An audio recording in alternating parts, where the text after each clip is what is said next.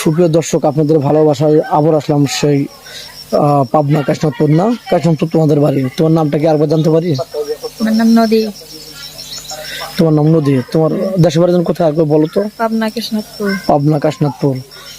তোমার ফ্যামিলিতে কে কে জন আছে আরেকবার বলো তো আপু? আমার ফ্যামিলিতে আমার দাদি আছে, মা বাবা মারা ও, মা বাবা মারা গেছে, শুধু দাদি আছে না? আচ্ছা, শুধু দাদি আছে। ছোটবেলা থেকে তোমার দাদি মানুষ করছে। সে কি করতো? বাসা বাড়িতে কাজ করতো নাকি অন্য কিছু দর্জি কাজ টাজ করে? কি করে তোমার দাদি? বাসা বাড়িতে কাজ করে। বাসা বাড়িতে কাজ করে তোমাকে মানুষ করছে না? তুমি তোমার দাদির সাথে হেল্প করো না? কোনো কাজ কাম করো নাই? করছি। ও, টুকটাক তার সাথে কাজ করে দিছো। তোমাকে কেউ বাজে চোখে দেখে নাই? কেউ খারাপ প্রস্তাব দেয় নাই? না না, তো গ্রামের এত সুন্দর তোমার চেহারা, গ্রামে তোমাকে কেউ বিয়ে করতে চায় না?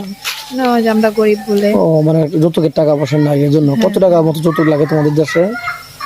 1-2 লাখ 3 লাখ। 2 লাখ 3 লক্ষ টাকার মতো যৌতুক লাগে। তোমার তো দিনে না দিন খাওয়া খুব কষ্টকর নাকি? তা তো যৌতুক কোথায় পাবা?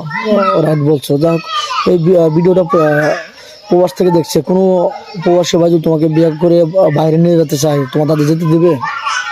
প্রবাসী নিয়ে যেতে চাইলে যেতে দিবে তোমাকে? হ্যাঁ, যেতে দিব। সমস্যা নাই তো?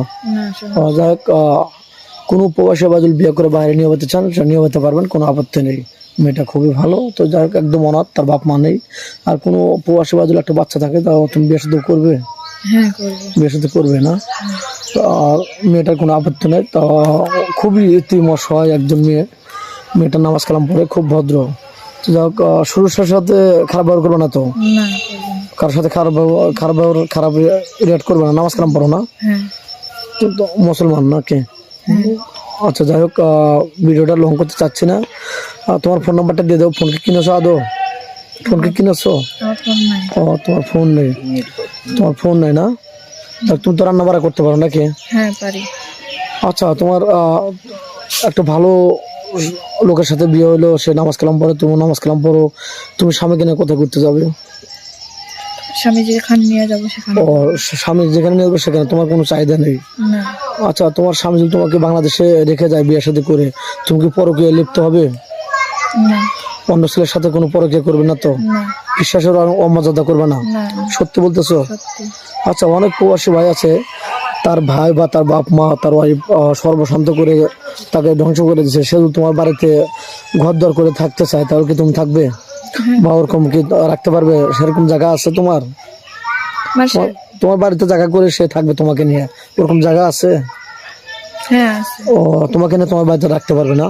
সুপ্রিয় দর্শক বন্ধু, খুবই অসহায় মেয়ে, তার বাড়ির ভিটাটা আছে, তাকে বিয়ে করে তার বাড়িতে তার দাদি সহ আপনি থাকতে পারবেন, কোনো প্রবলেম নেই। অতটুকু জায়গা আছে। মেয়েটা খুবই নার্ভাস, অনেক ভদ্র মেয়ে, কথা বলতেই লজ্জাবোধ করে। খুবই ভালো মেয়ে, মুসলমান, নামাজ কালাম পড়ে। মেয়েটা খুব ভালো। তো যাই হোক, মেয়েটার কোনো ফোন নেই, আমাদের নাম্বার দেওয়া থাকবে। কেউ ভিডিও কল দেবেন, অডিও কল দেবেন। ভিডিও কল দিলে ব্লক করতে বাধ্য হবো। ভালো থাকবেন, সুস্থ থাকবেন, এই বলে শেষ করছি। আল্লাহ হাফেজ।